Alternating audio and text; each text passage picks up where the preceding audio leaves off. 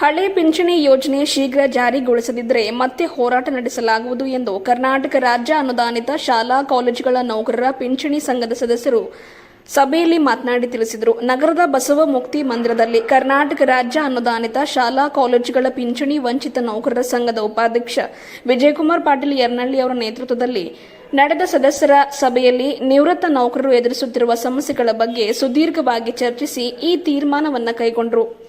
ರಾಜ್ಯ ಸರ್ಕಾರವು ಈಗಾಗಲೇ ರಾಜ್ಯ ಸರ್ಕಾರಿ ಹಾಗೂ ಅನುದಾನಿತ ಶಿಕ್ಷಣ ಸಂಸ್ಥೆಗಳ ನೌಕರರಿಗೆ ಹೊಸ ಪಿಂಚಣಿ ಯೋಜನೆ ರದ್ದುಗೊಳಿಸಿ ಹಳೆಯ ಪಿಂಚಣಿ ಯೋಜನೆ ಜಾರಿಗೊಳಿಸುವ ಆದೇಶ ಹೊರಬಿದ್ದಿದೆ. ಶೀಘ್ರ ಅದನ್ನು ಜಾರಿಗೊಳಿಸಬೇಕು. ಪ್ರಾಧಿಕಾರದ ವಂತಿಗೆಯನ್ನ ಆಡಳಿತ ಮಂಡಳಿಗಳ ಬದಲಾಗಿ ಸರ್ಕಾರವು ಭರಿಸಲು ಕ್ರಮ ವಹಿಸಬೇಕು. ಸಿಬ್ಬಂದಿ ವೇತನ, ನಿವೃತ್ತಿ ಮತ್ತು ಇತರ ಸೌಲಭ್ಯಗಳಿಗೆ ಸಂಬಂಧಿಸಿದ ವಿಧೇಯಕ್ಕೆ ತಿದ್ದುಪಡಿ ತಂದು ಭವಿಷ್ಯಾವರ್ತಿಯಾಗಿ ಜಾರಿಗೆ ಬರುವಂತೆ ಕ್ರಮ ಕೈಗೊಳ್ಳಬೇಕು ಎಂದು ಆಗ್ರಹ ಮಾಡಿದರು. ಅನುದಾನಿತ ಶಿಕ್ಷಣ ಸಂಸ್ಥೆಗಳಲ್ಲಿ ದಶಕಗಳಿಂದ ಖಾಲಿ ಇರುವ ಹುದ್ದೆಗಳನ್ನು ಭರ್ತಿ ಮಾಡಲು ಶೀಘ್ರ ಕ್ರಮ ಕೈಗೊಳ್ಳಬೇಕು. ಅನುದಾನಿತ ನೌಕರರಿಗೂ ಸರ್ಕಾರಿ ನೌಕರರಂತೆ ಜ್ಯೋತಿ ಸಂಜೀವಿನಿ ಯೋಜನೆಗೆ ಒಳಪಡಿಸಬೇಕು. ಸರ್ಕಾರಿ ಶಾಲಾ ಕಾಲೇಜುಗಳ ಮತ್ತು ಅನುದಾನಿತ ಶಾಲಾ ಕಾಲೇಜುಗಳ ವಿದ್ಯಾರ್ಥಿ ಮತ್ತು ನೌಕರರಾಗಲಿ ಯಾವುದೇ ತಾರತಮ್ಯ ಮಾಡಬಾರದು. ಸರ್ಕಾರ ರಚನೆಗೊಂಡು ವರ್ಷ ಕಳೆದರೂ ಕೂಡ ಚುನಾವಣೆ ಪ್ರಣಾಳಿಕೆಯಲ್ಲಿ ನೀಡಿದ ಹಳೆ ಪಿಂಚಣಿ ಯೋಜನೆ ಇನ್ನೂ ಜಾರಿಗೊಂಡಿಲ್ಲ ಎಂದು ಅಸಮಾಧಾನ ವ್ಯಕ್ತಪಡಿಸಿದರು. ಸಂಘದ ಗೌರವ ಅಧ್ಯಕ್ಷರಾದ ನಾಗರಾಜ್ ಬುಕ್ಕಾ ಬುಂದಿ, ರಾಜ್ಯಾಧ್ಯಕ್ಷ ಜಿ ಹನುಮಂತಪ್ಪ, ಉಪಾಧ್ಯಕ್ಷರಾದ ಮಲ್ಲಿಕಾರ್ಜುನ್ ಡೋನೂರು, ಅಮೃತರಾವ್ ಚಿಮ್ಕೋಡೆ, ಜಯರಾಜ್ ಖಂಡ್ರೆ, ಅಂತಪ್ಪ ಬಿರಾದರ್, ಡಾಕ್ಟರ್ ಹನೀಫ್ ಶಿವಾಜಿ, ಪ್ರಶಾಂತ್ ರಾಗ, ಪರಮೇಶ್ವರ್ ಬಿರಾದರ್, ಪ್ರತಿಭಾ ಚಾಮ, ಉಮೇಶ್ ಪಾಟೀಲ್, ಲಕ್ಷ್ಮಣ್ ಪೂಜಾರಿ, ಬಾಲಾಜಿ, ಶಿವಕುಮಾರ್ ವಾಲ್ದೊಡ್ಡೆ, ಎಡಿ ಕುಲಕರ್ಣಿ, ಮಾರುತಿ ಬಿರಾದರ್ ಸೇರಿದಂತೆ ಇನ್ನಿತರರು ಇದ್ದರು. ಈ ಸಭೆಯನ್ನು ಉದ್ದೇಶಿಸಿ ರಾಜ್ಯಾಧ್ಯಕ್ಷರಾದ ಜಿ ಹನುಮಂತಪ್ಪ ಅವರು ಹಾಗೂ ಬೀದರ್ ಜಿಲ್ಲಾಧ್ಯಕ್ಷರಾಗಿರುವ ವಿಜಯಕುಮಾರ್ ಪಾಟೀಲ್ ಯರ್ನಳ್ಳಿ ಅವರು ಮಾತನಾಡಿದರು. ಸೌಲಭ್ಯ ಇಲ್ಲ ಅಂತ ಗೊತ್ತಾದ ತಕ್ಷಣ ಯಾವ ಯಾವ ರೀತಿಯ ಸಮಸ್ಯೆ ಇದೆ ಅನ್ನೋದನ್ನ ಮೊದಲು ಅಧ್ಯಯನ ಮಾಡಿ ನಮ್ಮ ಬೈಲಾ ಕಾಪಿನಲ್ಲೇ ಏನಂತ ಹಾಕಿದ್ವಿ ನಾವು 2010ರಲ್ಲೇ ನಾನು ಮೊಟ್ಟ ಮೊದಲ ಬಾರಿಗೆ ಬೈಲಾ ಕಾಪಿ ರೆಡಿ ಮಾಡುವಾಗ ಬಹಳ ಸ್ಪಷ್ಟವಾಗಿ ಹಾಕಿದೆ. ಏನು, ಅನುದಾನಿತ ವಿದ್ಯಾಸಂಸ್ಥೆಗಳಲ್ಲಿ ಒಬ್ಬ ನೌಕರ ಅನುದಾನಕ್ಕೂ ಪೂರ್ವದಲ್ಲಿ ಸೇವೆ ಸಲ್ಲಿಸಿರ್ತಾನೆ. ಆ ಅನುದಾನಕ್ಕೂ ಪೂರ್ವದ ಸೇವೆಯನ್ನ ಪಿಂಚಣಿ ಸೌಲಭ್ಯಕ್ಕೆ ಪರಿಗಣಿಸುವುದಕ್ಕೆ ಹೋರಾಟ ಮಾಡುವುದಕ್ಕಾಗಿ ಮತ್ತು 2006 ನಂತರ ನೇಮಕವಾದಂತಹ ನೌಕರರಿಗೆ ಪಿಂಚಣಿ ಸೌಲಭ್ಯ ಇಲ್ಲ. ಆ ಒಂದು ನೌಕರರ ಪಿಂಚಣಿ ಸೌಲಭ್ಯಕ್ಕಾಗಿ ಹೋರಾಟ ಮಾಡುವುದಕ್ಕಾಗಿ ಈ ಸಂಘಟನೆ ಸ್ಥಾಪನೆ ಮಾಡ್ತಾ ಇದ್ದೀವಿ ಅಂತ ಹೇಳಿ ಸಂಘಟನೆ ಸ್ಥಾಪನೆ ಮಾಡಿದ್ವಿ. ಆ ಅರ್ಜಿ ಕೊಟ್ಟೆ ನಾನು ಸರ್ಕಾರಕ್ಕೆ. ಏನು, ಈ ಹೆಸರಿನಲ್ಲಿ ನನಗೆ ಒಂದು ಸಂಘಟನೆ ಮಾಡಿಕೊಡಿ ಅಂತ ಅರ್ಜಿ ಕೊಟ್ಟೆ. ಅವರು ಸರ್ಕಾರ ನನಗೆ ಒಂದು ಮಾತು ಹೇಳ್ತು, ಅಲ್ಲ, ನೀವು ಅನುದಾನ ರಹಿತ ಅವಧಿಯ ಸೇವೆಯನ್ನ ಅರ್ಜಿ ಸಲ್ಲಿಸಿದಿರಿ, ಇಲ್ಲಿ ಹೋರಾಟ ಅನ್ನೋ ಪದ ಬಳಕೆ ಮಾಡಿದಿರಿ, ಹಾಗಾಗಿ ನಿಮ್ಮ ಸಂಘಟನೆಗೆ ಅನುಮತಿ ಕೊಡೋದಿಲ್ಲ ನಾವು, ನಿಮ್ಮ ಸಂಘಟನೆ ಸ್ಥಾಪನೆ ಮಾಡೋದಕ್ಕೆ ಅನುಮತಿ ಕೊಡೋದಿಲ್ಲ ನಾವು ಅಂತ ಹೇಳಿದ್ರು. ಯಾರು? ನಮ್ಮ ಜಿಲ್ಲಾ ನೋಂದಣಾಧಿಕಾರಿಗಳ ಕಚೇರಿ. ಯಾಕೆ ಅಂದ್ರೆ ಇಲ್ಲಿ ಹೋರಾಟ ಅನ್ನೋ ಪದ ಇದೆ. ಯಾವುದೇ ನೌಕರರ ಸಂಘಟನೆಗಳು ಹೋರಾಟ ಅನ್ನೋ ಪದ ಬಳಕೆ ಮಾಡಿ ನೋಂದಾಗಬಾರ್ದು. ನೀವು ನೌಕರರ ಹಿತಕ್ಕಾಗಿ ಕಾರ್ಯಕ್ರಮ ರೂಪಿಸುತ್ತೇವೆ, ಸಮಾಜ ಸೇವೆ ಮಾಡುತ್ತೇವೆ, ಈ ತರ ಪದ ಬಳಕೆ ಮಾಡಿ 1964ರ ಸಹಕಾರಿ ಸಂಘಗಳ ಒಂದು ಕಾಯ್ದೆ ಪ್ರಕಾರ ಹಿಂಗೆ ನೀವು ಸಂಘ ಸ್ಥಾಪನೆ ಮಾಡೋಕೆ ಅವಕಾಶ ಇದೆ ಹೊರತು ನೀವು ಹೋರಾಟನ ಆಧಾರದ ಮೇಲೆ ಸಂಘಟನೆ ಸ್ಥಾಪನೆ ಮಾಡೋಕೆ ಅವಕಾಶ ಇಲ್ಲ ಅಂತ. ಅದಕ್ಕೆ ನಾವು ಹೇಳಿದೆ, ಅಲ್ಲ ಸ್ವಾಮಿ, ನಮಗೆ ಅನ್ಯಾಯ ಆಗಿದೆ. ಇವತ್ತು ಹಂಗಂದ್ರೆ ರಾಜ್ಯಾದ್ಯಂತ ಈ ಕನ್ನಡ ಪರ ಸಂಘಟನೆಗಳು, ರೈತ ಪರ ಸಂಘಟನೆಗಳು ಅಂತಂದು ಸ್ಥಾಪನೆ ಆಗ್ಯವು. ಅವುಗಳಿಗೆ ನೋಂದು ಮಾಡೋಕ್ಕೆ ಅನುಮತಿ ಯಾರು ಕೊಟ್ಟರು ಅಂತ ಕೇಳಿ, ಅವುಗಳಿಗೆ ನೀವು ತರ ಕೊಟ್ಟರೋದು. ಮತ್ತೆ ಅವುಗಳಲ್ಲಿ ಹೋರಾಟನ ಪದ ಇರುತ್ತೋ ಇರಲ್ವೋ? ಅವುಗಳಲ್ಲಿ ಇರುತ್ತೆ. ಅವ್ರ್ಯಾಕೆ ಹೋರಾಟ ಮಾಡ್ತಾರೆ? ನಾಡು ನುಡಿಯ ಹಿತಕ್ಕಾಗಿ ಹೋರಾಟ ಮಾಡ್ತಾರೆ. ಹಂಗ ನಮ್ಮ ಭವಿಷ್ಯ ಹಿತಕ್ಕಾಗಿ ನಾವು ಹೋರಾಟ ಮಾಡಬಾರ್ದಾ? ಹಾಗಾಗಿ ದಯವಿಟ್ಟು ನಾನು ವಿನಂತಿ ಮಾಡ್ಕೊಳ್ತಾ ಇದ್ದೇನೆ, ಹೋರಾಟ ಮಾಡುವುದು ನಮ್ಮ ಹಕ್ಕದ. ಅದಕ್ಕೆ ನೀವು ಹೋರಾಟ ಅನ್ನೋ ಪದ ಇಟ್ಕೊಂಡು ಅದನ್ನ ಡಿಲೀಟ್ ಮಾಡದೆ ನೀವು ನನ್ನ ಸಂಘಟನೆಗೆ ಅನುಮತಿ ಕೊಡಬೇಕು, ರಿಜಿಸ್ಟ್ರೇಷನ್ ಮಾಡ್ಕೋಬೇಕು ಅಂತ ಹೇಳಿದೆ. ಆ ಪ್ರಕಾರವಾಗಿ ರಿಜಿಸ್ಟರ್ ಆದಂತ ಮೊಟ್ಟ ಮೊದಲ ಮತ್ತು ಏಕಮಾತ್ರ ಗೊತ್ತಿರಲಿಲ್ಲ. ಇಲ್ಲಿ ತನಕ ಅನೇಕ ಬಾರಿ ನಾನು ಸಂಘಟನೆ ಸ್ಥಾಪನೆ ಮಾಡಿದ ಮೇಲೆ 4 ರಿಂದ 5 ಬಾರಿ ಸಂಘ ಹೊಡೆದತಿ.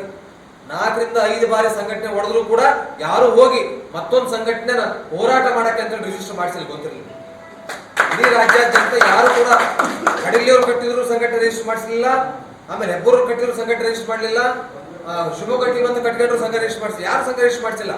ಅನುದಾನಿತ ನೌಕರರ ಅನುದಾನ ರಹಿತ ಅವಧಿಯ ಸೇವೆಯನ್ನು ಪರಿಗಣಿಸಲು ಹೋರಾಟ ಮಾಡುವುದಕ್ಕಾಗಿ ಮತ್ತು 2006 ನಂತರ ನೇಮಕವಾದಂತಹ ಎಲ್ಲಾ ನೌಕರರಿಗೂ ನಿಶ್ಚಿತ ಪಿಂಚಣಿ ಸೌಲಭ್ಯ ಪಡೆಯೋದಕ್ಕಾಗಿ ಅಂತ ಹೇಳಿ ಅಧಿಕೃತವಾಗಿ ಸರ್ಕಾರದ ಒಂದು ಅನುಮತಿಯೊಂದಿಗೆ ಸ್ಥಾಪನೆ ಮಾಡಿರ್ತಕ್ಕಂಥ ಮೊದಲ ಮತ್ತು ಏಕೈಕ ಸಂಘ ನಮ್ದಾಗಿದೆ. ಅವತ್ತ ಮೇಲೆ ನಮ್ಮ ಬೇಡಿಕೆನಲ್ಲಿ ಯಾವುದೇ ರೀತಿ ಗೊಂದಲ ಇಲ್ಲ. ಎಷ್ಟು ಸ್ಪಷ್ಟವಾಗಿದೆ ಅಂತಂದ್ರೆ, ಒಂದು ಅವಾಗಲೇ ನಮ್ಮ ಕೊಕ್ಕಟ್ಟೂರು ಸರ್ ಹೇಳ್ತಾ ಇದ್ರು, ಮೊದಲು ನಮಗೆ ನಿವೃತ್ತಿ ಆದಂತ ಮಾತು ಕೊಡಿಸ್ಬಿಡ್ರಪ್ಪ, ಆಮೇಲೆ ನಿಮ್ಗೆ ಮಾಡ್ಕೊಂಡ್ರಿ, ನಾವು ನಿಮ್ಗೆ ಸಹಕಾರ ಕೊಡ್ತೀವಿ ಅಂತಂದ್ರು. ಆದ್ರೆ ಒಂದು ಮಾಹಿತಿಗಾಗಿ ಹೇಳ್ತಾನೆ, ನಾವೆಲ್ಲ ಸುಶಿಕ್ಷಿತರು, ಯಾವುದೇ ಕಾರಣಕ್ಕೂ ಮೊದಲು ಅವರಿಗೆ ನಂತರ ಇವ್ರಿಗೆ ಅಂತಂದು ಸರ್ಕಾರ ಯಾವತ್ತೂ ಆದೇಶ ಮಾಡಲ್ಲ. ಒಂದು ಸ್ಪಷ್ಟವಾದಂತ, ಯಾಕೆ ನಮ್ಮ ಮುಂದಿರ್ತಕ್ಕಂಥ ಸವಾಲೇನಿದೆ, ಸರ್ಕಾರ ಮಾಡಿರ್ತಕ್ಕಂಥ ಕಾಯ್ದೆಗಳೇನದು ಅಂತಂದ್ರೆ, ನಮ್ಮ ಹಿಂದಿನ ಸೇವೆಯನ್ನ ಯಾವುದೇ ಕಾರಣಕ್ಕೂ ಪರಿಗಣಿಸಬಾರ್ದು ಅಂತ ಹೇಳಿ, ಹಿಂದಿನ ಸೇವೆಯನ್ನು ಯಾವುದೇ ಕಾರಣಕ್ಕೂ ಪರಿಗಣಿಸಬಾರ್ದು ಅಂತ ಹೇಳಿ, ಈಗ ಈ ಸೇವೆಯನ್ನು ನಾವು ವೇತನ ನಿಗದಿ ಮಾಡ್ತೀವಿ, ಹಿಂಬಾಕಿ ಕೊಡೋದಿಲ್ಲ ಅಂತ ಮಾಡ್ತೀವಿ. 2002ರಲ್ಲಿ ಕೊನೆಯದಾಗಿ ಏನ್ ಮಾಡ್ತು ಅಂತಂದ್ರೆ, ಹಿಂದಿನ ಸೇವೆಯನ್ನು ಕೇವಲ ಪಿಂಚಣಿ ಸೌಲಭ್ಯಕ್ಕೆ ಮಾತ್ರ ಪರಿಗಣಿಸ್ತೇವೆ ಅಂತ ಹೇಳ್ತು. ಅದಾದ್ಮೇಲೆ 2006 ಏಪ್ರಿಲ್ 10ನೇ ತಾರೀಕಿಗೆ ಸರ್ಕಾರ ಏನಂತ ಆದೇಶ ಮಾಡ್ತು ಅಂತಂದ್ರೆ, ಹಿಂದಿನ ಸೇವೆಯನ್ನ ಯಾವುದೇ ಆರ್ಥಿಕ ಸೌಲಭ್ಯಕ್ಕೆ ಪರಿಗಣಿಸಂಗಿಲ್ಲ. From the date of grant, ಅನುದಾನಕ್ಕೆ ಒಳಪಟ್ಟ ದಿನಾಂಕದಿಂದ ಮಾತ್ರ ಆರ್ಥಿಕ ಸೌಲಭ್ಯ ಕೊಡ್ತವೆ ಅಂತೇಳಿ 2006 ಏಪ್ರಿಲ್ 10ನೇ ತಾರೀಕಿಗೆ ಸಿದ್ಲಿಂಗಯ್ಯ ಅಂತೇಳಿ ಅಂಡರ್ ಸೆಕ್ರೆಟರಿ ಇದ್ರು, ಅವ್ರು ಸಿಗ್ನೇಚರ್ ಹಾಕಿ 2006ರಲ್ಲಿ ಒಂದು ಸುತ್ತೋಲೆ ಹೊರಡಿಸಿದ್ರು. ಆ ಸುತ್ತೋಲೆ ಆದ್ಮೇಲೆ ಎಷ್ಟು ಶಾಲಾ ಕಾಲೇಜುಗಳಿಗೆ ರಾಜ್ಯದ ಗ್ರಾಂಟ್ ಆಗಿದಾವಲ್ಲ, ಆ ಎಲ್ಲಾ ಶಾಲಾ ಕಾಲೇಜುಗಳ ಗ್ರಾಂಟ್ ಆರ್ಡರ್ಗಳಲ್ಲಿ ಬಹಳ ಕ್ಲಿಯರ್ ಆಗಿದೆ ಏನಂತಂದ್ರೆ, we are giving financial benefits from the date of grant. We never consider the previous service for any financial benefits. ಯಾವುದೇ ಫೈನಾನ್ಷಿಯಲ್ ಬೆನಿಫಿಟ್ಸ್ ನಾವು ಪರಿಗಣಿಸಂಗಿಲ್ಲ ಅಂತ ಹೇಳಿ ನಮ್ಮೆಲ್ಲ ಗ್ರಾಂಟ್ ಆರ್ಡರ್ನ ಕಂಡೀಷನ್ ಹಾಕಿ ನಮ್ಗೆ ಗ್ರಾಂಟ್ ಕೊಡ್ತಾ ಬಂತು. ಆದ್ರೆ ಸರ್ಕಾರ ಏನೋ, ಅಧಿಕಾರಿಗಳೇನೋ ಸುತ್ತೋಲೆ ಮಾಡ್ಕೊಂಡ್ಬಿಟ್ರು. ಸುತ್ತೋಲೆ ಮಾಡ್ಕೊಂಡು ನಮ್ಮ ಒಂದು ಹಿಂದಿನ ಸೇವೆಯನ್ನು ಪರಿಗಣಿಸ್ತಕ್ಕಂಥ ಒಂದು ಹಕ್ಕನ್ನ ಕಿತ್ಕೊಂಡು ಗ್ರಾಂಟ್ ಕೊಡಕ್ಕೆ ಸ್ಟಾರ್ಟ್ ಮಾಡಿದ್ರು. ಹೊಸ ಹುರುಪು. ಎಷ್ಟೋ ವರ್ಷ ಅನ್ಎಡೆಡ್ ಆಗಿ ಸರ್ವಿಸ್ ಮಾಡಿದೀವಿ, ಸಂಬಳ ಇಲ್ಲಂಗೆ ಸರ್ವಿಸ್ ಮಾಡಿದಂತ ನಮಗೇನಾಗ್ಬಿಡ್ತು, ಸಂಬಳ ಸಿಕ್ಕಿದ್ದು ದೊಡ್ಡದಾಗಿ ಹಿಂದೂ ಮುಂದೆ ಆ ಕಂಡೀಷನ್ಗಳ ಬಗ್ಗೆ ಹಿಂದೂ ಮುಂದೆ ಆಲೋಚನೆ ಮಾಡಿದೆ. ಕಂಡೀಷನ್ ಏನೇ ಇರಲಿ ನಮ್ಗೆ ಸಂಬಳ ಆದ್ರೂ ಸಾಕಂತ ನಾವೆಲ್ಲರೂ ಗ್ರಾಂಟ್ ತಗೊಂಡ್ಬಿಟ್ವಿ. ಆದ್ರೆ ಎಲ್ಲರೂ ಗ್ರಾಂಟ್ ತಗೊಂಡು ಸುಮ್ಮನೆ ಕೂತಂತ ಟೈಮಲ್ಲಿ ನಮಗೆ ಸರಿಯಾಗಿ ಗ್ರಾಂಟ್ ಸಿಕ್ಕಿಲ್ಲ. ಅನುದಾನ ಅನ್ನೋದು ಅದು ಕೇವಲ ಸೇವೆಯಲ್ಲಿರೋ ಟೈಮಲ್ಲಿ ಮಾತ್ರ ಸಿಕ್ಕಿದೆ ನಮಗೆ. ನಮ್ಮ ಹಿಂದಿನ ಸರ್ವಿಸ್ ಸಿಕ್ಕಿಲ್ಲ, ನಮ್ಮ ಭವಿಷ್ಯದ ಭದ್ರತೆ ಇದರಲ್ಲಿ ಅಡಗಿಲ್ಲ ಅನ್ನೋದನ್ನ ಕರೆಕ್ಟ್ ಆಗಿ ಅರ್ಥ ಮಾಡ್ಕೊಂಡಿರ್ತಕ್ಕಂಥ ಕರ್ನಾಟಕದ ಏಕೈಕ ವ್ಯಕ್ತಿ ಮೊದಲಿಗೆ ಮುಂದೆ ಹೆಜ್ಜೆ ಇಟ್ಟದ್ದು ನಮ್ಮ ನಾಗರಾಜಪ್ಪ ಸರ್. ನಿಮ್ಗೆ ಗೊತ್ತಿಲ್ಲ, ನಾಗರಾಜಪ್ಪ ಸರ್ ಅವತ್ತು ಆಲೋಚನೆ ಮಾಡಿ, ಇಲ್ಲ ನಮಗೆ ಇದು ಹಿಂಗಾದ್ರೆ ಸರಿ ಹೋಗಲ್ಲ, ನಮ್ಗೆ ಅನ್ಯಾಯ ಆಗ್ತಾ ಇದೆ, ಸರ್ಕಾರ ಹಾಕಿದಂತ ಕಂಡೀಷನ್ ಇದೆಯಲ್ಲ, ಆ ಕಂಡೀಷನ್ ನಮ್ಮ ಜೀವನವನ್ನು ಭವಿಷ್ಯವನ್ನು ನಾಶ ಮಾಡುತ್ತೆ ಅಂತ ಹೇಳಿ ಅನ್ಕೊಂಡು ಫಸ್ಟ್ ಹೈಕೋರ್ಟ್ ಹೋಗಿ ಕೇಸ್ ಹಾಕಿದ್ದೆ ಇವು. ಈಗಲೂ ಕೂಡ ಆ ಕೇಸ್ ನಡೀತಾ ಇರೋದೇ ಹೆಚ್ಚು ನಾಗರಾಜಪ್ಪ ವರ್ಸಸ್ ಕರ್ನಾಟಕ ಸರ್ಕಾರ ಅಂತಂದು. ಇವತ್ತು ಕೂಡ ಕೇಸ್ ನಡೀತಾ ಇರೋದೇ ಹಂಗೆ. ಅವತ್ತು ಅವರು ಹೈಕೋರ್ಟ್ ಹೋಗಿ ಗೆದ್ರು, ಅದ್ರ ವಿರುದ್ಧ ಸರ್ಕಾರ ಫೈಟ್ ಮಾಡ್ತಾ ಇತ್ತು. ಅದನ್ನು ಮೀರಿ ಮತ್ತೆ ಸುಪ್ರೀಂ ಕೋರ್ಟ್ಗೆ ಹೋದ್ರು, ಸುಪ್ರೀಂ ಕೋರ್ಟ್ಗೆ ಹೋಗಿ ಗೆದ್ರು. ಕಂಟೆಂಪ್ಟ್ ಎಲ್ಲ ಮಾಡಿ ಸರ್ಕಾರ ಇನ್ನೇನು ಆದೇಶ ಅವ್ರಿಗೆ ವಿತ್ ಅರಿಯರ್ಸ್ ಎಲ್ಲವನ್ನೂ ಕೊಡಬೇಕು. ಆದ್ರೆ ಆಲ್ರೆಡಿ ಒಳಗಿನೊಳಗೆ ಸರ್ಕಾರ ಆಲೋಚನೆ ಮಾಡಕ್ಕೆ, ಅಧಿಕಾರಿಗಳು ಆಲೋಚನೆ ಮಾಡಕ್ಕೆ ಸ್ಟಾರ್ಟ್ ಮಾಡಿದ್ರು. ಸ್ವತಃ ಇವರೇ ಏನು ಎಸ್ ಗೋಯಲ್ ರಿಟೈರ್ಡ್ ಆಗಿದಾರಲ್ಲ ಚೀಫ್ ಸೆಕ್ರೆಟರಿ, ಅವ್ರು ಆಲೋಚನೆ ಮಾಡಕ್ಕೆ ಸ್ಟಾರ್ಟ್ ಮಾಡಿದ್ರು. ಏನ್ ಆಲೋಚನೆ ಮಾಡಕ್ಕೆ ಸ್ಟಾರ್ಟ್ ಮಾಡಿದ್ರು, ಹಿಂಗೆ ಬಿಟ್ರೆ ನಾಗರಾಜಪ್ಪನವ್ರ ದಾರಿನ ಎಲ್ಲ ನೌಕರು ಹಿಡಿತಾರೆ, ಪ್ರತಿಯೊಬ್ರು ಕೋರ್ಟ್ಗೆ ಹೋಗಕ್ಕೆ ಸ್ಟಾರ್ಟ್ ಮಾಡ್ತಾರೆ. ಅವಾಗ ನಾವು ಕಡ್ಡಾಯವಾಗಿ ಹಿಂದಿನ ಸೇವೆಯನ್ನು ಕೊಡ್ಲೇಬೇಕಾಗತ್ತೆ. ಇದಕ್ಕೆ ಏನಾದ್ರು ಒಂದು ಬೇರೆ ವ್ಯವಸ್ಥೆ ಮಾಡ್ಬೇಕು. ನಾವು ಕೇವಲ ಸುತ್ತೋಲೆಗಳನ್ನು ಇಟ್ಕೊಂಡು ನಾವು ಕೂತ್ವಿ ಅಂದ್ರೆ ಸುತ್ತೋಲೆಗಳಿಗೆ ಕವಡೆ ಕಾಸಿನ ಕಿಮ್ಮತ್ ಕೋರ್ಟ್ನಾಗಿಲ್ಲ. ಮುಖಾಮುಖಿ ನೋಡಿದ್ರೆ ಸುತ್ತೋಲೆಗಳನ್ನು ಕಿತ್ತು ಬಿಸಾಕತ್ತೆ ಕೋರ್ಟು. ಹಾಗಾಗಿ ನಾವು ನಮ್ಮ ಪರಮಾಧಿಕಾರವನ್ನು ಬಳಕೆ ಮಾಡ್ಕೊಂಡ್ರಾಯ್ತು ಅಂತ ಹೇಳಿ ಸರ್ಕಾರ ಶಾಸನ ಮಾಡುವ ಪರಮಾಧಿಕಾರವನ್ನು ಹೊಂದಿದೆ. ಆ ಪರಮಾಧಿಕಾರ ಬಳಕೆ ಮಾಡ್ಕೊಂಡು 2014 ಫೆಬ್ರವರಿ 12ನೇ ತಾರೀಕಿಗೆ ಅವರು ಸುಗ್ರೀವಾಜ್ಞೆ ಮೂಲಕ ಒಂದು ಆಕ್ಟ್ ಅನ್ನು ಮಾಡ್ತಾರೆ. ಇವರು ಕ್ಲಾರ್ಕ್ ಅಲ್ಲಿ ಇರ್ತಾರಲ್ಲ ಮೇಲು ರಿಜಿಸ್ಟರ್, ಆ ರಿಜಿಸ್ಟರ್ ಹೇಳ್ತಾ ಇದ್ರಂತೆ, ಈ ಕೇಸ್ ಅನ್ನು ತಗೊಂಡು ಕೃಷ್ಣ ದೀಕ್ಷಿತ್ ಅಂತ ಹೋಯ್ದ ತಕ್ಷಣ ದೀಕ್ಷಿತ್ ಹೇಳ್ತಾರಂತೆ, ಇಲ್ಲ ಇದು ಫೈನಾನ್ಷಿಯಲ್ ಬರ್ಡನ್ ಕೇಸು, ಇದು ಪಕ್ಕ ಕೊಡೋದು, ಫೈನಾನ್ಷಿಯಲ್ ಬರ್ಡನ್ ಕೇಸು ಪಕ್ಕ ಕೊಡೋದು. ಹಂಗಾಗಿ ಲಾಯರ್ಗಳು ಸರಿಯಾಗಿ ಏನದು ನಮಗೆ ಹಿಯರಿಂಗ್ ಅವಕಾಶ ಮಾಡಿಕೊಡಿ ಅಂತ ಹೇಳಿ ಸಲ್ಲಿಸ್ತಾ ಇಲ್ಲ. ಆಮೇಲೆ ಜಡ್ಜಸ್ ಇದು ಬರ್ಡನ್ ಕೇಸು ಪಕ್ಕ ಕೊಡು ಅಂತ ಹೇಳ್ತಾ ಇದ್ದಾರೆ. ಅಂದ್ರೆ ಏನಾಗ್ತಾ ಇದೆ ಅಂತಂದ್ರೆ, ಒಟ್ಟಾರೆಯಾಗಿ ನ್ಯಾಯಾಲಯಕ್ಕೆ ನಮ್ಮ ಹಿಂದಿನ ಸೇವೆಯನ್ನ ಪರಿಗಣಿಸದೆ ಇರಕ್ ಆಗ್ತಾ ಇಲ್ಲ. ಸರ್ಕಾರಕ್ಕೆ ಪರಿಗಣಿಸ್ಬಿಟ್ರೆ ನಾವು ವಿಧಾನಸೌಧ ಮಾಡ್ಕೋಬೇಕಾಗತ್ತೆ ಅಂತ ಅವ್ರ ಭಾವನೆ. ಈ ಎರಡೂ ಭಾವನೆಯಿಂದ ಗೌರ್ಮೆಂಟ್ ತೊಂದರೆ ಆಗತ್ತೆ ಅಂತ ಒಂದು ಒಳ ಮನುಷ್ಯ ನ್ಯಾಯ ಹೇಳ್ತಾ ಇದೆ. ಅದಕ್ಕೆ ನ್ಯಾಯ ಏನ್ ಮಾಡ್ತಾ ಇದೆ, ಇವ್ರ ವಿರುದ್ಧನೂ ತೀರ್ಪು ಕೊಡೋದು ಬೇಡ, ಸರ್ಕಾರದ ವಿರುದ್ಧನೂ ತೀರ್ಪು ಕೊಡೋದು ಬೇಡ, ವಿಳಂಬ ಮಾಡ್ತಾ ಹೋಗೋಣ, ಒಬ್ಬೊಬ್ರೆ ಆ ಹೋರಾಟ ಕೇಳೋರೆಲ್ಲ ಸತ್ತ ಹೋಗ್ಬಿಡಿ ವಯಸ್ಸಾಗಿ ಅನ್ನೋ ಒಂದು ಮಾನಸಿಕ ಸ್ಥಿತಿ ಬಂದಿದೆ. ಅಂದ್ರೆ ಈ ರೀತಿ ನಮ್ಮ ಭಾರತೀಯ ಒಂದು ಡೆಮೋಕ್ರೆಟಿಕ್ ಸಿಸ್ಟಮ್ ನಮಗೆ ಅನ್ಯಾಯ ಮಾಡ್ತಾ ಇದೆ ಸ್ನೇಹಿತರೆ. ಹಾಗಾಗಿ ಅನಿವಾರ್ಯವಾಗಿ ನಾವೇನ್ ಮಾಡ್ಬೇಕಾಗಿದೆ, ಉಗ್ರವಾದಂತಹ ಹೋರಾಟವನ್ನು ಮಾಡಬೇಕಾಗಿದೆ. ಯಾಕಂದ್ರೆ ಈಗ ನಾವು ಸರ್ಕಾರಕ್ಕೆ ಒಂದು ಹೊರಗಡೆ ಇರೋದು ಕೋರ್ಟ್ ಅಲ್ಲಿ ನಾನು ಗೆಲ್ಲಿ ಸೋಲ್ಲಿ, ಅದರಿಂದ ಗೌರ್ಮೆಂಟ್ಗೆ ಪ್ಲಸ್ ಆಗಲ್ಲ ಮೈನಸ್ ಆಗಲ್ಲ. ಸರ್ಕಾರದ ವಿರುದ್ಧ ನಾನು ಗೆದ್ರು ಕೂಡ ಸರ್ಕಾರಕ್ಕೆ ಮುಜುಗರ ಆಗೋದಿಲ್ಲ, ನಾವು ಸೋತ್ರು ಕೂಡ ಸರ್ಕಾರಕ್ಕೆ ಮುಜುಗರ ಆಗಲ್ಲ. ಆದ್ರೆ ಒಂದು ನಾಗರಿಕ ಚಳವಳಿ ಸೃಷ್ಟಿ ಆಯ್ತು ಅಂತಂದ್ರೆ ಸರ್ಕಾರಕ್ಕೆ ಮುಜುಗರ ಆಗುತ್ತೆ. ಹಾಗಾಗಿ ಅದು ಹೋರಾಟಗಳ ಮೂಲಕ ಮಾತ್ರ ನಾವೇನ್ ಮಾಡಬಹುದು ಅಂತಂದ್ರೆ ಸರ್ಕಾರದ ವಿರುದ್ಧ ಜನಾಭಿಪ್ರಾಯ ಸೃಷ್ಟಿ ಮಾಡಕ್ ಸಾಧ್ಯತೆ ಇದೆ. ಅವಾಗ ಆಟೋಮೆಟಿಕಲಿ ನಾವು ಇದನ್ನ ಕಡೆಗಣಿಸ್ತಾ ಹೋಗ್ಬಿಟ್ರೆ ಇವ್ರು ಹೋರಾಟ ಮಾಡ್ತಾ ನಮ್ಮ ದೇಶವನ್ನು ಮಾಡ್ತಾರೆ ಅಂತ ಹೇಳಿ ಗೌರ್ಮೆಂಟ್ ಅನ್ಸಕ್ ಸ್ಟಾರ್ಟ್ ಆಗುತ್ತೆ. ಅಥವಾ ನಾವು ಕಲಿಕರನ್ನು ಹುಟ್ಟೋ ಸಾಧ್ಯತೆ ಇರ್ತದೆ. ಪಾಪ ಶಿಕ್ಷಕರು ಡಬಲ್ ಟ್ರಿಬಲ್ ಗ್ರಾಜುಯೇಟ್ಸ್ ಬೀದಿಗೆ ಬಂದು ನಿಂತಿದ್ದಾರೆ, ಹೋರಾಟ ಮಾಡ್ತಾ ಇದ್ದಾರೆ, ಇವ್ರು ನಾವೇನಾದ್ರೂ ಸಹಾಯ ಮಾಡಬೇಕು ಅನ್ನೋ ಕಲಿಕರ ಹುಟ್ಟೋ ಸಂಭವ ಇರ್ತದೆ. ಯಾಕಂದ್ರೆ ಪ್ರಾಮಾಣಿಕ ಹೋರಾಟ ಒಂದಲ್ಲ ಒಂದು ರೀತಿಯಲ್ಲಿ ಸಹಾಯ ಮಾಡುತ್ತೆ. ಕರ್ನಾಟಕ ರಾಜ್ಯ ಅನುದಾನಿತ ಪಿಂಚಣಿ ವಂಚಿತರ ನೌಕರ ಸಂಘ ಬೆಂಗಳೂರು ರಾಜ್ಯ ಉಪಾಧ್ಯಕ್ಷನಾಗಿ ಮಾತನಾಡುತ್ತಿದ್ದೇನೆ. ವಿಜಯಕುಮಾರ್ ಪಾಟೀಲ್ ಯರ್ನಳ್ಳಿ ಅಂತೇಳಿ. ಅನುದಾನಿತ ಪ್ರೌಢಶಾಲಾ ಪಿಂಚಣಿ ವಂಚಿತ ನೌಕರರ ಅಧ್ಯಕ್ಷರಾದಂಥ ಹನುಮಂತಪ್ಪ ಜಿ ಸರ್ ಅವರು ಹಾಗೂ ಅವರ ಜೊತೆ ಕೊಕ್ಕಟ್ನೂರು ಸರ್ ಅವರು ಹಾಗೂ ಮಲ್ಲಿಕಾರ್ಜುನ್ ಡೊಣ್ಣೂರು ಸರ್ ಅವರು, ಅದೇ ರೀತಿ ನಮ್ಮ ಗೌರವಾಧ್ಯಕ್ಷರಾದಂಥ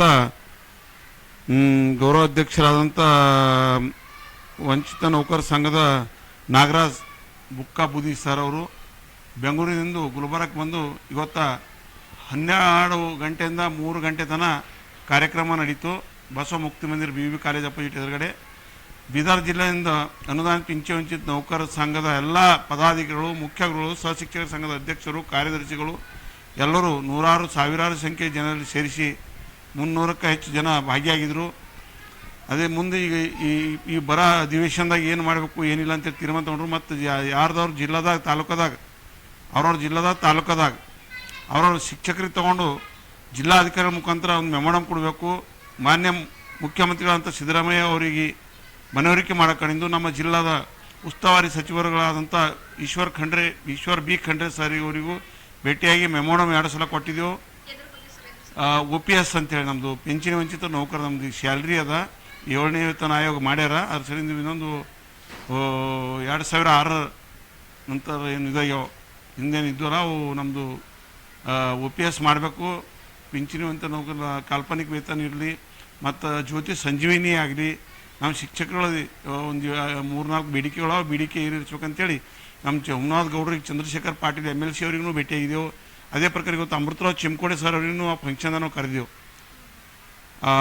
ನಮ್ಮ ನಿಖಿತಾ ಫರ್ನಿಚರ್ ಉದ್ಯಮಿಗಳಾದಂಥ ಈಶ್ವರ್ ಖಂಡ್ರೆ ಸರಿಗೆ ಮನವರಿಕೆ ಮಾಡಂತೆ ನಮ್ಮ ಜಯರಾಜ್ ಖಂಡ್ರೆ ನಿಖಿತಾ ಫರ್ನಿಚರ್ ಮಾಲೀಕರನ್ನು ಕರೆದು ಅವರಿಗೂ ಮನವರಿಕೆ ಮಾಡಿದೆವು. ಎಲ್ಲ ಸಂಘದ ಪದಾಧಿಕಾರಿಗಳು, ಅಧ್ಯಕ್ಷರು, ನಮ್ಮ ಸಂಘದ ಗೌರವಾಧ್ಯಕ್ಷರಾದಂಥ ಪ್ರಶಾಂತ್ ರಾಘ ಅವರಿದ್ದರು, ಪ್ರತಿಭಾ ಚಾಮ ಅವರಿದ್ದರು, ಮತ್ತು ಪರಮೇಶ್ವರ್ ಬಿರಾದರ್ ನಮ್ಮದು ಮಾಧ್ಯಮಿಕ ಶಿಕ್ಷಕರ ಸಂಘದ ಜಿಲ್ಲಾ ಅಧ್ಯಕ್ಷರಿದ್ದರು, ಮತ್ತು ಹನೀಫ್ ಸಾರ್ ಅಂತಿದ್ದರು, ಅಂತಪ್ ಸರ್ ಇದ್ದರು, ತಾಲೂಕಾ ಅಧ್ಯಕ್ಷರು, ಜಿಲ್ಲಾಧ್ಯಕ್ಷರು ಎಲ್ಲರೂ ಭಾಗಿಗಳಾಗಿ 300-400ಕ್ಕೂ ಹೆಚ್ಚು ಜನ ಶಿಕ್ಷಕರು ಭಾಗಿಯಾಗಿ ಈ ಕಾರ್ಯಕ್ರಮವನ್ನು ಸುಗಮವಾಗಿ ನಡಿಬೇಕು. ಅವ್ರವ್ರ ಜಿಲ್ಲಾದ ತಾಲೂಕಾದ ಮೆಮೊರಂ ಕೊಡಬೇಕು. ಇದು ಏನಾರ ಮಾಡಿ ಯಶಸ್ವಿ ಮಾಡಿ ನಮ್ಮದು 2 ದಿವಸ 3 ದಿವಸ ನಮ್ಮ ಅಧಿವೇಶನ ಮುಗಿಯೋಂಥ ಸಮಯದಲ್ಲಿ ನಮ್ಮ ಈಶ್ವರ್ ಖಂಡ್ರೆ ಮೊದಲನೇ 2 ಸಲ ಕೊಟ್ಟಿದ್ದೆ. ಇದೊಂದು ಸಲ 2 ದಿವಸ ಹೋಗಿ ಭೇಟಿಯಾಗಿ ಮೆಮೊರಂ ಕೊಡ್ತೇವೆ ಅಂಥೇಳಿ ಎಲ್ಲ ಶಿಕ್ಷಕರ ಬಳಿ ಮನವಿ ಮಾಡಿಕೊಂಡಿದ್ದೆ.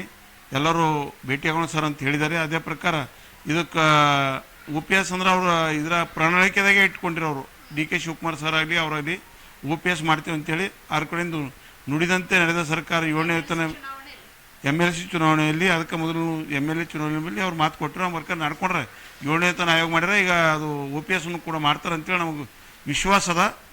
ಅದಕ್ಕೆ ನಮ್ಮದು ಈಶ್ವರ್ ಬಿ ಖಂಡ್ರೆ ಅವರು ಮಾಡಿಸ್ಕೊಡ್ತಾರೆ ಅಂತೇಳಿ ನಮಗೆ ಬೀದರ್ ಜಿಲ್ಲಾದವ್ರಿಗೆ ಆತ್ಮವಿಶ್ವಾಸ ಅಂಥೇಳಿ ನಾನು 2 ಮಾತು ಮುಗಿಸ್ತು. ಇಲ್ಲಿದ್ದಾರೆ ಹಿಂದೆ ಹೋರಾಟ ಮಾಡಿರ್ತಕ್ಕಂಥವ್ರು, ಅವರನ್ನು ಸಿದ್ದರಾಮಯ್ಯ ಹತ್ರ ಕರ್ಕೊಂಡು ಹೋಗ್ತಕ್ಕಂಥ ವಿಚಾರವನ್ನು ನಾನು ಹನುಮಂತಪ್ಪ ಸಾಹೇಬರಿಗೆ ಮತ್ತು ನಮ್ಮ ನಾಗರಾಜಪ್ಪ ಅವ್ರಿಗೆ ಹೇಳಿದಾಗ ನನಗೆ ಗೊತ್ತಿಲ್ಲ ಇಷ್ಟೆಲ್ಲ ಗುಣಾಂತರ ಆಯಿತು, ಇಷ್ಟೆಲ್ಲ ಕರೆಸಿದ್ರು ಮೀಟಿಂಗ್, ಒಳ್ಳೆ ಒಂದು ಸಂದೇಶ ಅಂತ ಹೇಳಬೇಕಾಗ್ತಾ ಇತ್ತು. ಯಾಕೆ ಈ ವಿಷಯವನ್ನು ನಾನು ಹೇಳ್ತಾ ಇದ್ದೀನಿ ಅಂತಂದರೆ, ಈಗಾಗಲೇ ಸರ್ಕಾರದಲ್ಲಿ ಹೋರಾಟಗಳು ನಡೀತಾ ಇದ್ದಾವೆ. ನಾವು 2006 ಪೂರ್ವದಲ್ಲಿ ನೇಮಕಾತಿ ಆದಂಥವರು ಈಗಾಗಲೇ ರಿಟೈರ್ಡ್ ಆಗಿದ್ದೇವೆ. ಕೊನೆಯ ಸಂಬಳವನ್ನು ಪಡ್ಕೊಂಡು ನಾವು ಈಗಾಗಲೇ ಮನೆಗೆ ಬಂದ್ಬಿಟ್ಟಿದ್ದೇವೆ. ನಮಗೆ ಯಾವ ಸವಲತ್ತುಗಳು ಕೂಡ ಇಲ್ಲ. ಈಗಾಗಲೇ ತಾವು ಬಹಳ ಜನ ಇರ್ಬೋದು, ಇಲ್ಲಿ ನಮ್ಮ ಸರ್ ಇದ್ದಾರೆ, ಅನೇಕ ಜನರು ಇದ್ದಾರೆ, ಸುಭಾಷ್ ಪಾಟೀಲ್ ಇದ್ದಾರೆ, ನಮ್ಮ ಇಲ್ಲಿ ವೀರ್ ಶೆಟ್ಟಿ ಅವರು ಇದ್ದಾರೆ, ಅನೇಕ ಜನರು ಕೂಡ ಇಂಥ ಒಂದು ಸಂದರ್ಭದ ಒಂದು ಇದರಲ್ಲಿ ಸಿಕ್ಕಿದ್ದಾರೆ. ಇವ್ರು ಏನಾದರೂ ಮಾಡಬೇಕು ಅಂತಕ್ಕಂಥ ಒಂದು ಸದುದ್ದೇಶದಿಂದ ಡಿ.ಟಿ. ಶ್ರೀನಿವಾಸರವರು ಈಗಾಗಲೇ ಮುಖ್ಯಮಂತ್ರಿಗಳ ಒಂದು ಸಭೆಯನ್ನು ನಿಗದಿ ಮಾಡ್ತಕ್ಕಂಥ ಸಂದರ್ಭವನ್ನು ನಮ್ಮ ಹನುಮಂತಪ್ಪ ಸರ್ ಅವರು ಹೇಳಿದ್ದಾರೆ. ಮಾಡ್ತಕ್ಕಂಥ ಶಾರ್ಟಿಯಾಗಿ ಆ ಮೀಟಿಂಗ್ ಮಾಡ್ತಕ್ಕಂಥ ಒಂದು ಸಂದರ್ಭ ಕೂಡ ಇವತ್ತು ಬರ್ತಾ ಇದೆ. ಯಾಕೆಂದರೆ ಈ ಗ್ಯಾರಂಟಿ ಇದ್ದಿದ್ದಿಲ್ಲ ಅಂದರೆ ಇವತ್ತಿಗೆ ನಮ್ಮ ಕೆಲಸಗಳು ಆಗಿ ಹೋಗ್ತಿತ್ತು. ಸರ್ ನೀವಿನ್ನೂ ಸೇವೆಯಲ್ಲಿದ್ದೀರಿ, ಹನೀಫ್ ಸರ್ ಹೇಳಿದ ಅದನ್ನೇ ಹೇಳ್ಕೊಂಡು ಬಂದೆ ನಾವು. ನೀವು ಸೇವೆಯಲ್ಲಿದ್ದೀರಿಪ್ಪ, ನಾವು ಆಗಾಗಲೇ ರಿಟೈರ್ಡ್ ಆಗಿದ್ದೇವೆ ಹೊರಗಡೆ, ಮೊದಲು ನಮಗೆ ಆದ್ಯತೆ ಕೊಡ್ರಿ, ನೀವು ನಿಮಗೆ ನಾವು ಕೊಟ್ಬಿಡ್ತೀವಿ. ನಾವು ಕೂಡ ಈಗಾಗಲೇ ಬಹಳ ರಾಜ್ಯದಲ್ಲಿ ಬಹಳ ಅದು ಹೇಳಬಾರ್ದು ಅಂಥ ಕಷ್ಟದ ಪರಿಸ್ಥಿತಿಯನ್ನು ಜೀವನ ಮಾಡ್ತಕ್ಕಂಥ ವ್ಯಕ್ತಿಗಳು. ಇವತ್ತು ಹೊನ್ನಮ್ಮ ಅಂತಕ್ಕಂಥವ್ರು ನೀವು ಯಾರಾದರೂ ಸ್ಟ್ರೈಕಿಗೆ ಬಂದಾಗ ನೋಡಿರ್ಬೋದು. ಬೆಂಗಳೂರಿನಲ್ಲಿದ್ದಂಥ ಹೊನ್ನಮ್ಮ ಇವತ್ತು ಆಕೆ ಆಸ್ಪತ್ರೆಯಲ್ಲಿದ್ದಾರೆ. ಆಕೆ ಸಾಕಷ್ಟು ಸಹಾಯವನ್ನು ಇವತ್ತು ನಮ್ಮ ರಾಜ್ಯಾಧ್ಯಕ್ಷರು ಮಾಡಿದ್ದಾರೆ. ಇಡೀ ರಾಜ್ಯದ ಕೆಲವೊಂದು ಜಿಲ್ಲಾ ಪದಾಧಿಕಾರಿಗಳು ಕೂಡ ಅವರಿಗೆ ಧನ ಸಹಾಯವನ್ನು ಮಾಡಿದ್ದಾರೆ. ಅನೇಕ ಜನರು ಇವತ್ತು ವಿಶ್ವೇಶ್ವರಯ್ಯ ಅಂತಕ್ಕಂಥ ವ್ಯಕ್ತಿ ಹಾಸನದಲ್ಲಿ ಒಬ್ಬ ಪ್ರಿನ್ಸಿಪಲ್ ಆಗಿ, PU ಕಾಲೇಜ್ ಪ್ರಿನ್ಸಿಪಲ್ ಆಗಿ ಇವತ್ತು ಸೆಕ್ಯೂರಿಟಿ ಗಾರ್ಡ್ ಆಗಿ ಕೆಲಸ ಮಾಡ್ತಾ ಇದ್ದಾನೆ.